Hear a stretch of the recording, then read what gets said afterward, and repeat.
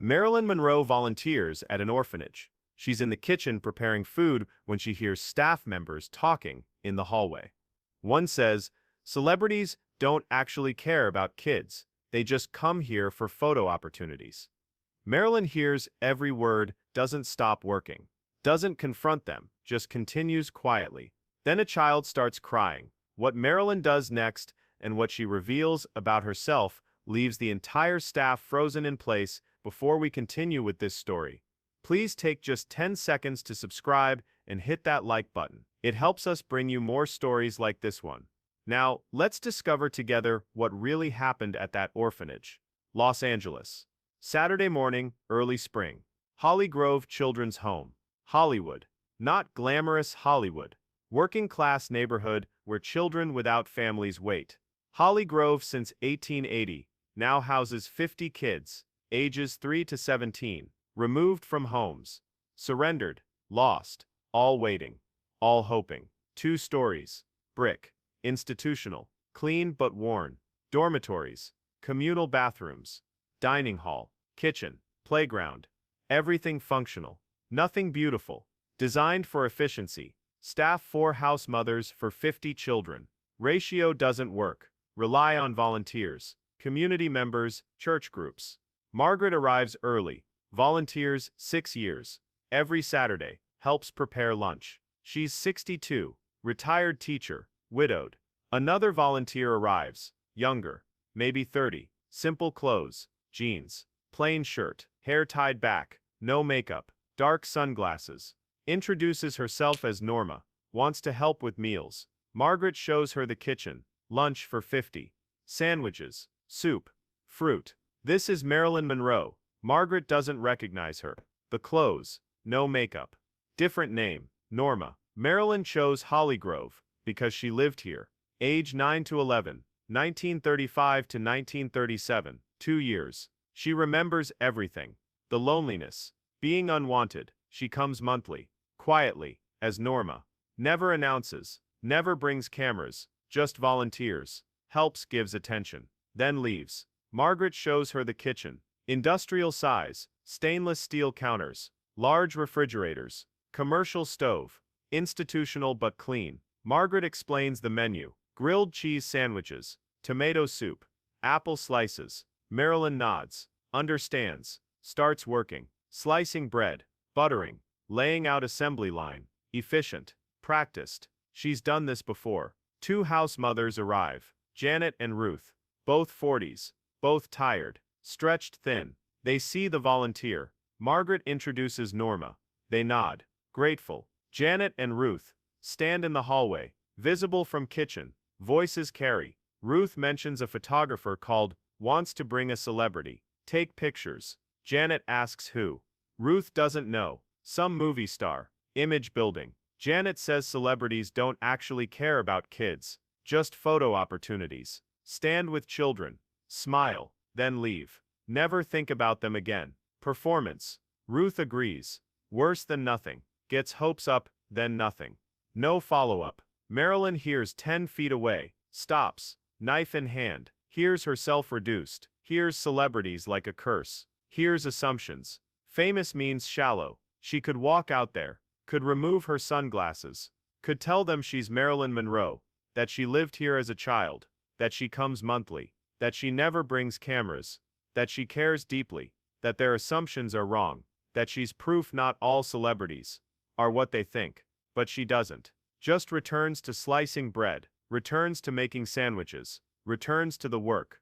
The work is what matters. Not defending herself. Not correcting assumptions. Just feeding children. Just being present. Just doing what these children need. That's why she comes. Not for recognition. For them. Margaret returns to the kitchen. Sees Marilyn working steadily. Comments that she's good at this. Fast. Efficient. Most volunteers are slower. Less organized. Takes them longer to find rhythm. Marilyn thanks her quietly. Says she's helped in kitchens before. Doesn't elaborate. Doesn't explain. Just continues working. The children start arriving. Lunch shift. They file in. Organized chaos. 50 children, ranging from toddlers to teenagers. All hungry. All talking. All needing attention. They line up. Take trays. Move through the line. Get food. Find tables. The noise level rises. Children's voices. Clattering trays. Scraping chairs. Saping chairs. The sound of institutional feeding. Marilyn watches them. These children. She sees herself, age 9, standing in this same line, getting the same institutional food, sitting at these same tables, feeling the same aloneness, the same abandonment, the same confusion about why nobody wanted her, why she wasn't good enough to keep. She knows what they're feeling, knows it in her bones, in her body, in her memory. She serves food, hands sandwiches to each child. Some make eye contact, most don't. Some say thank you, most don't. They're children, traumatized children, children who learn not to expect much, not to trust much, not to hope much. She sees this, recognizes this. Was this? One little girl stops at the counter, maybe 6 years old, dark hair, big eyes. She stares at Marilyn, really stares, looking at her face. Marilyn smiles, gentle smile, careful smile, the kind that says I see you, the kind that says you matter. The girl doesn't smile back, just takes her sandwich, moves on, but she looked, she made contact. That's something. After the children are served, Marilyn helps clean, washes trays, wipes counters, returns kitchen to functional state. Margaret works beside her, talks about the children, about specific kids, about their stories, their traumas, their hopes. She talks about Jenny, 8 years old, been here 3 years, mother in prison, father unknown, waiting for foster placement that never comes. She talks about Marcus, 12, removed from home after abuse. Anger issues, acts out, gets in fights. Nobody wants to adopt a 12-year-old with problems. He'll age out of the system, go into the world alone, unprepared, traumatized, with no foundation. Margaret's voice carries sadness. She cares, really cares, but caring isn't enough. These children need families, need permanence, need safety, need love, and the system can't provide that. Marilyn listens, takes it in, thinks about her own years here, about feeling unwanted, about watching other children get adopted, get chosen, while she stayed, while she remained in this institution, while she understood at a fundamental level that she wasn't good enough, wasn't lovable enough, wasn't worth keeping. That damage never fully heals, never fully leaves, just becomes part of your foundation, part of how you see yourself, part of what you believe you deserve. The kitchen is nearly clean when they hear crying, child crying, not normal crying, frightened crying, panic crying. The sound comes from the dining hall, still full of children finishing lunch. Marilyn and Margaret look at each other, move toward the sound. A little boy sits at a table, maybe 4 years old, small, thin, crying hard, gasping, hyperventilating. Janet is there, trying to calm him, asking what's wrong, but he can't speak, can't explain, just cries, frightened, lost, drowning in whatever emotion overwhelmed him. Other children watch, some concerned, some scared by the intensity, some numb, used to this, used to children falling apart, used to trauma surfacing without warning. House mothers deal with this constantly, children breaking, children overwhelmed, children whose damage surfaces randomly, unexpectedly, completely. Janet tries different approaches, speaking softly, giving space, offering comfort. Nothing works. The boy just cries, curls into himself, lost in whatever internal nightmare activated. Janet looks helpless. She's been doing this for years, but sometimes nothing works. Sometimes children are unreachable. Sometimes you just have to wait until the storm passes. Marilyn walks over. Quietly, doesn't rush, doesn't make sudden movements, just approaches slowly, carefully. She kneels beside the boy, not touching, not crowding, just being nearby, being present. She starts talking, voice quiet, steady, calm, not asking questions, not demanding explanation, just talking.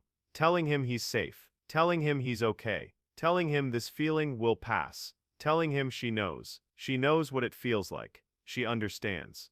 The boy's crying slows, slightly, he's listening. Hearing her voice, hearing the calm, hearing something that sounds like understanding. Marilyn continues, tells him when she was little, she felt scared too, felt alone, felt like nobody understood. Tells him she lived here, in this building, slept in those dormitories, ate at these tables, felt exactly what he's feeling now. The room has gone quiet. Other children listening. Staff listening. This volunteer. This stranger named Norma. Saying she lived here. Saying she was one of them. Saying she understands. Janet and Ruth stare. Margaret stares. This changes everything. This isn't just a volunteer. This is someone who was here. Someone who survived this. Someone who knows. Marilyn tells the boy about a trick she learned. When she felt too scared, too alone, too overwhelmed, she would breathe. Just breathe. Count to 4 breathing in. Count to 4 breathing out. Focus only on that. Only on breath. Only on this moment. Not yesterday. Not tomorrow. Just now. Just breath. She demonstrates, slow breath in. Counting quietly. Slow breath out. The boy watches. Listens, starts copying. Breathing with her. Matching her rhythm. His crying quiets. His body relaxes. The panic passes. Marilyn stays with him. Keeps breathing. Keeps counting. Until he's fully calm. Until he's returned to himself. She asks if he's okay now. He nods. Small nod. She asks if he wants to finish eating. He shakes his head. She says that's okay. Says maybe later. Says he did good work. Calming down is hard work. He did it. She's proud of him. She stands. The boy stays at the table. Calmer now. Still fragile, but returned. Present.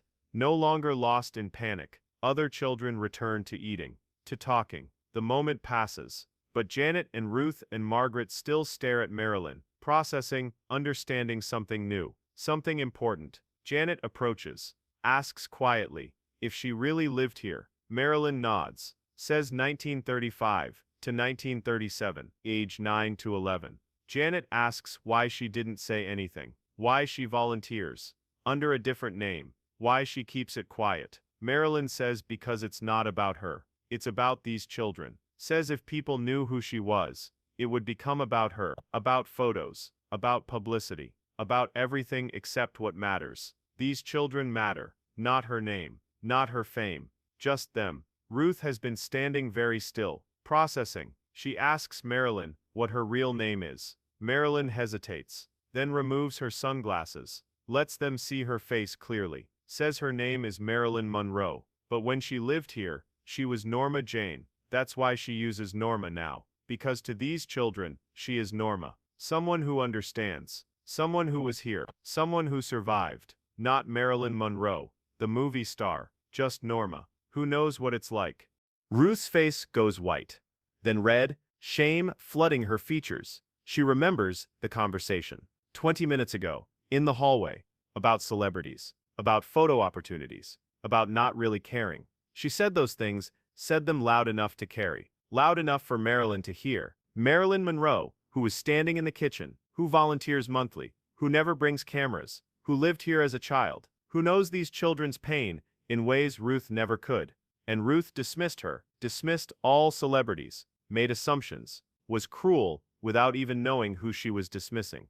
Janet realizes too, sees Ruth's face, remembers their conversation, understands what happened, what Marilyn heard, what they said about her, while she made sandwiches for children she genuinely cares about, while she gave her time freely, while she did exactly what they claimed celebrities never do. The irony is crushing. The shame is overwhelming. Margaret asks how long Marilyn has been volunteering. Marilyn says almost a year. Every few weeks, sometimes more, whenever she can. She helps with meals, with activities, spends time with children, especially the withdrawn ones. The ones like she was, the ones who feel invisible, who feel unwanted. She sees them, sits with them, lets them know someone sees them. Margaret asks why she never said who she was, why she hid. Marilyn explains that childhood, in an orphanage, marks you, changes you, makes you understand loneliness differently, makes you understand abandonment differently. These children are living what she lived. She wants to help, but if people knew, it would become a spectacle. Photographers would come. Journalists would write stories. It would become about her story, not their stories. These children don't need another adult using them for something. They need adults who genuinely care, who show up, who stay, who see them as people, not opportunities. Ruth tries to apologize, starts explaining what she said, why she said it, how she didn't know. Marilyn stops her gently, says she understands, Says people make assumptions about celebrities, about fame, about motivation. Says it's natural, but says it's also wrong. Says some celebrities genuinely care, genuinely give time, genuinely want to help, without cameras, without recognition, without performance, because caring isn't about being seen caring, it's just about caring. Janet asks about the little boy, about the panic attack, about how Marilyn knew what to do. Marilyn explains that traumatized children panic, their bodies remember danger, even when they're safe, they get overwhelmed. What helps is someone who understands, who doesn't judge, who doesn't demand explanation, who just offers presence, calm, safety. She knows because she was that child, had those panic attacks. Nobody helped her. Nobody understood. She learned alone. She doesn't want these children learning alone. She asks if the staff knows the children's histories, their traumas, their triggers. Janet says they know basics, but details are often missing. Files are incomplete. Children can't articulate, can't explain, just react. Marilyn suggests maybe bringing in someone trained, someone who understands childhood trauma, who can teach staff techniques, who can help children process. Make this place not just safe, but healing. Actually healing. Ruth says they don't have budget for that. Marilyn asks how much it would cost. Ruth estimates. Marilyn says she'll pay for it, anonymously, through a donation, no name attached, just money for trauma-informed care, for training, for whatever these children need, because money isn't the problem for her, never has been. Time is precious, money isn't, and these children need help, real help, professional help. She can provide that. Margaret is crying, quietly, tears running down her face. She apologizes, says she's just overwhelmed, says in 6 years of volunteering, she's never seen someone care this much, never seen someone give this much, never seen someone understand this deeply. Marilyn says she's not special, says she's just someone who lived through this, who survived this, who wants to make it better for children living it now. That's all, that's everything. The afternoon continues. Children finish lunch, scatter to activities. Marilyn helps clean, helps supervise, sits with the quiet children, the withdrawn ones, talks to them quietly, lets them know someone sees them, someone understands. She doesn't promise adoption, doesn't promise families, doesn't promise fretsu, just promises presence, promises caring, promises remembering, because these children are worth remembering, worth seeing, worth knowing. When her volunteer time ends, she prepares to leave. Janet stops her, asks if she'll come back. Marilyn says yes, same as always, monthly, maybe more. As Norma, not as Marilyn Monroe, just as Norma, someone who understands. Janet says they'll keep her secret, won't tell anyone. Marilyn thanks them, says the children deserve volunteers who care about them, not volunteers who care about being seen volunteering. That's the difference. That's everything. She leaves quietly, same way she came. Gets in her car, drives away. Nobody on the street knows Marilyn Monroe just left that building. Nobody photographs her. Nobody asks for autographs. She's just another person leaving an orphanage. Invisible. Anonymous. Exactly how she wants it. Inside, Ruth sits in the office, thinking, processing, understanding something she didn't understand before, that assumptions are easy, that judgment is quick, that seeing people truly requires effort, requires openness, requires humility. She judged Marilyn Monroe without knowing her, judged all celebrities without knowing them, made sweeping statements based on nothing real, based on cynicism, based on hurt, based on seeing children disappointed too many times. But Marilyn isn't disappointment. Marilyn is presence, consistency, care. Everything Ruth claimed celebrities weren't. Janet tells other staff members, quietly. The volunteer named Norma is Marilyn Monroe. She lived here as a child. She volunteers regularly, anonymously. No cameras, no publicity, just work, just care, just presence. The staff members process this. Some knew her, knew Norma, didn't know she was Marilyn. Some are shocked, some are moved, all are changed. Understanding that fame and depth aren't opposites, that beauty and pain can coexist, that someone can be the world's biggest movie star and still be the little girl who lived in this orphanage, still carry that trauma, still care about these children who live it now. Years later, After Marilyn dies, the staff tells her story, not to magazines, not to journalists, to the children. The older ones, the ones who can understand. They tell them that Marilyn Monroe lived here, slept in their rooms, ate at their tables, felt their loneliness, their abandonment, their fear, and she survived, became successful, became famous, but never forgot, never stopped caring, came back regularly, helped quietly, gave generously, because she knew, because she understood, because she was one of them. They tell the children this so they understand, that where you start doesn't determine where you end, that trauma doesn't mean doom, that surviving is possible, that caring is possible, that coming back is possible, that Marilyn Monroe was one of them, and she made it, and she remembered, and she cared. And maybe they can too. Think about the assumptions you make about people, about celebrities, about fame, about motivation, about who cares and who performs. Marilyn Monroe stood in a kitchen hearing herself dismissed, hearing staff members say celebrities don't really care, only come for photos, only perform concern. She was there making sandwiches, volunteering anonymously, caring for children living what she lived, without cameras, without recognition, without need for validation, just caring, just helping, just being present. That's what matters. Not assumptions, not judgments, not categories. Action, presence, care. Marilyn Monroe gave that to children who desperately needed it, gave it quietly, gave it consistently, gave it without demanding recognition. That's strength.